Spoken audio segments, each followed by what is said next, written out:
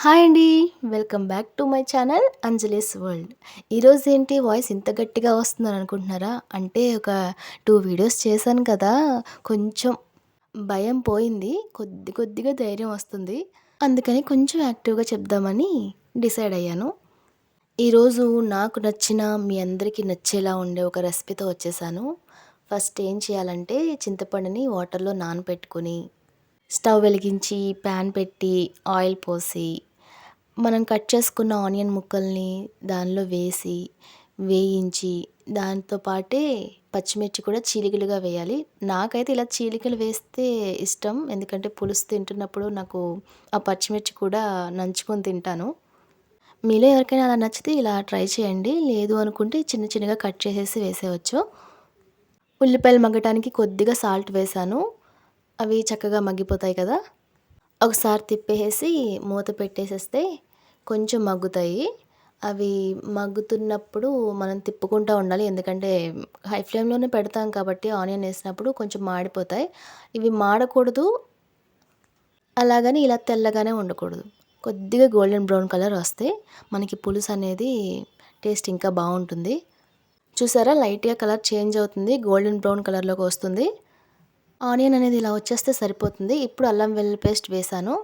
అది కూడా ఎక్కువేం వేయలేదు. కొద్దిగా వేశాను. ఎందుకంటే పులుసుకి అల్లం ఫ్లేవర్ కూడా తగిలితే ఆ టేస్ట్ వేరు.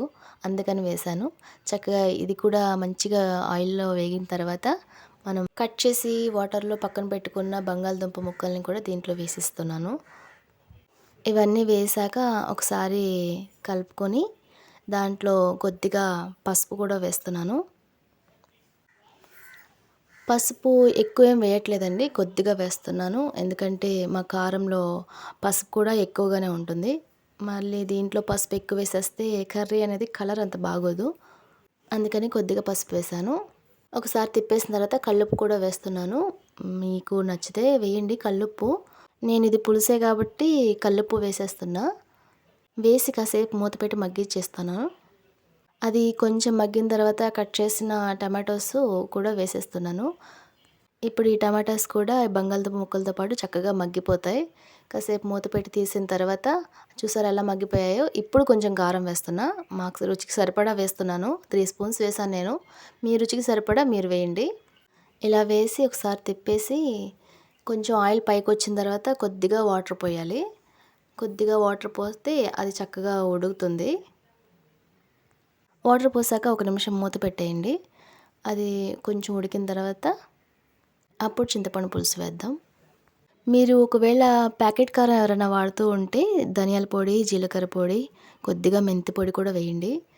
నేనైతే అవేం వేయలేదు. ఎందుకంటే మేము కారం ఇంట్లో ప్రిపేర్ చేసుకుంటాం కాబట్టి మొత్తం అవన్నీ వేసి మసాలాలన్నీ వేసి పట్టించేస్తాం. అందుకని మీకు అలా చూపించట్లేదు. ఇప్పుడు ఇది ఉడికింది కదా! దీంట్లో చింతపండు రసం వేశాను. వేసి ఒకసారి తిప్పేసి మనకి పులుసుకి ఎంత వాటర్ కావాలో అంత వాటర్ పోస్తే సరిపోద్ది. నేను ఒక గ్లాస్ వాటర్ పోసాను. ఎక్కువ వాటర్ పోసినా ఏమవుతుందంటే ఆ ముక్క అనేది ముక్కలా ఉండదు. ఊరికే క్రీమ్ అయిపోతున్నట్టు పట్టుకుంటే అలా అనిపిస్తది. అందుకని సరిపడా వేయండి. ఇలా పులుసు ఉడుకుతున్నప్పుడు కరివేపాకు వేస్తే చాలా బావుంటుంది.